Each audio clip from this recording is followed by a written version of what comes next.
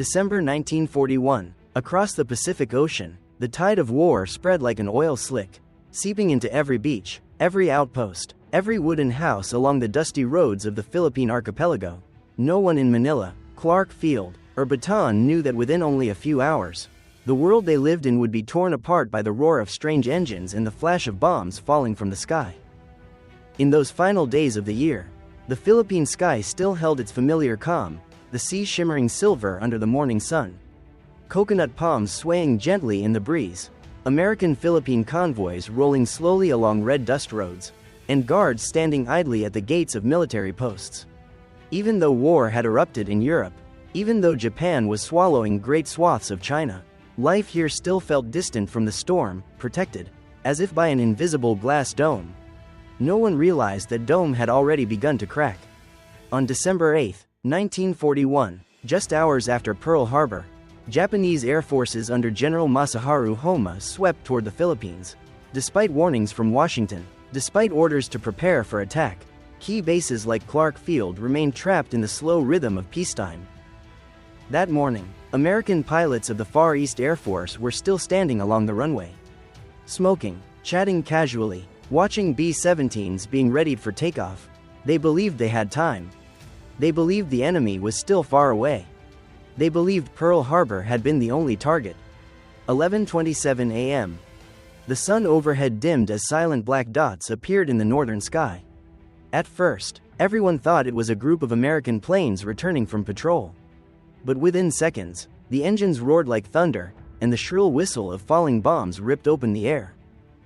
Dozens of Japanese aircraft, Mitsubishi G3 Megaseconds and G4 Megaseconds, unleashed a sudden, merciless rain of bombs on Clark Field. The ground shook. B-17s parked on the tarmac erupted into fireballs, flinging shards of metal hundreds of meters away. Pilots who hadn't even climbed into their cockpits were swallowed in a storm of steel fragments. Communications collapsed. Officers lost control. Fire crews ran wildly between the flaming aircraft. In just 15 minutes, most of the American-Philippine Air Force had been wiped out on the ground. The Philippines campaign opened with a blow that was precise, ruthless, and timed to perfection. Across Manila and Luzon, early reports spread like a cold gust of wind. Philippine officers stood rigid beside their radios. American troops burned documents and prepared defensive positions. Families living near military bases packed desperately and fled, though no one knew where safe really was. On the main roads, American-Philippine units retreated south toward Bataan under War Plan Orange. Trucks loaded with weapons rumbled down the highways. Anti-tank guns were hauled into position. Roadside outposts were reinforced with sandbags. Meanwhile, Homma unleashed his forces like a flood: tanks, artillery, infantry, and overwhelming air power. Philippine units fought desperately, many armed only with old World War I rifles. People could no longer tell the difference between the sound of bombs exploding and the shattering of their last hopes. The Philippines, once a land of sunlight and laughter, began sinking into a heavy gunmetal gray. January 1942. The Bataan Peninsula became the heart of the Philippine resistance.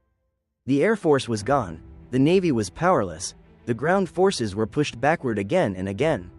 Yet Bataan rose as the final stronghold, a place where American and Philippine troops chose to halt Japan's advance. Despite knowing victory was nearly impossible, Bataan was no natural fortress.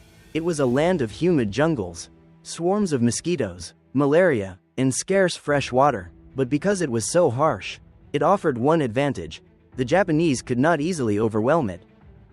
Along narrow jungle roads, units retreated in silence. American soldiers, clothing caked with mud, dragged the wounded on crude stretchers.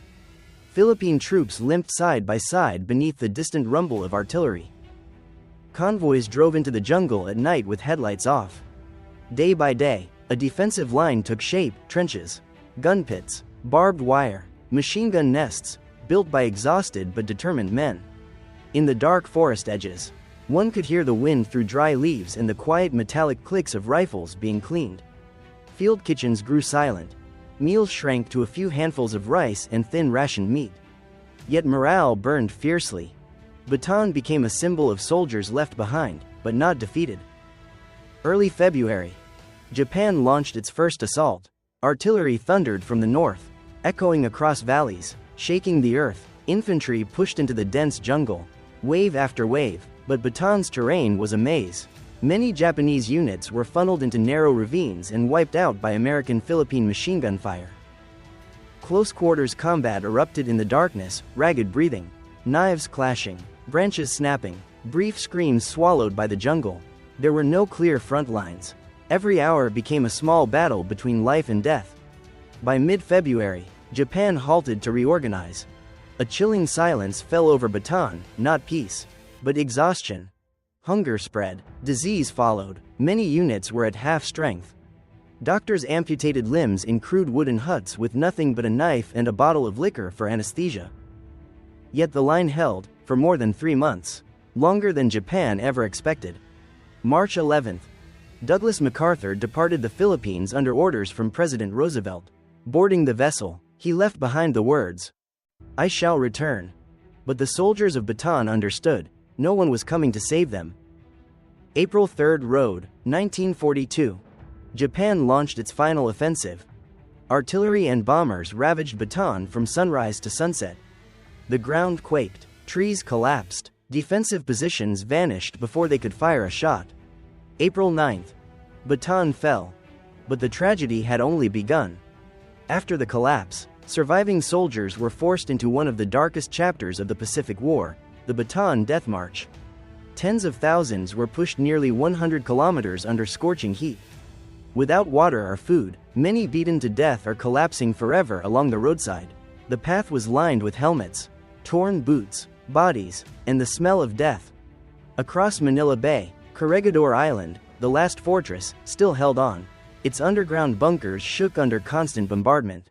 The Malinta Tunnel Hospital overflowed with the wounded lying on cold concrete floors. There was no medicine, no electricity, only groans of pain and the lingering stench of explosives.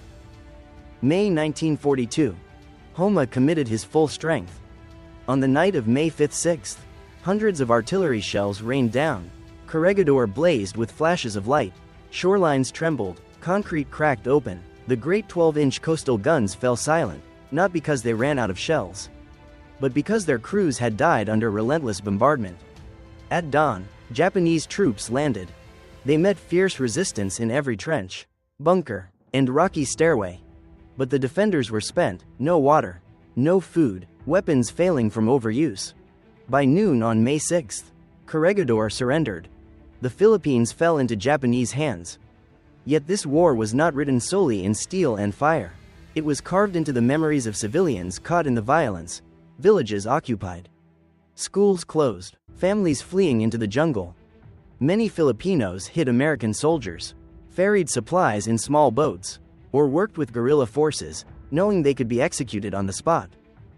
Others were taken for forced labor, building airfields, artillery positions, or dying in disease-ridden camps.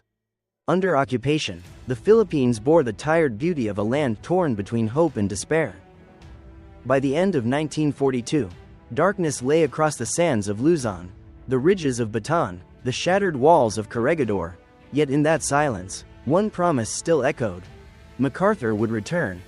The Philippines would be liberated. And 2 years later, the Pacific would indeed change color.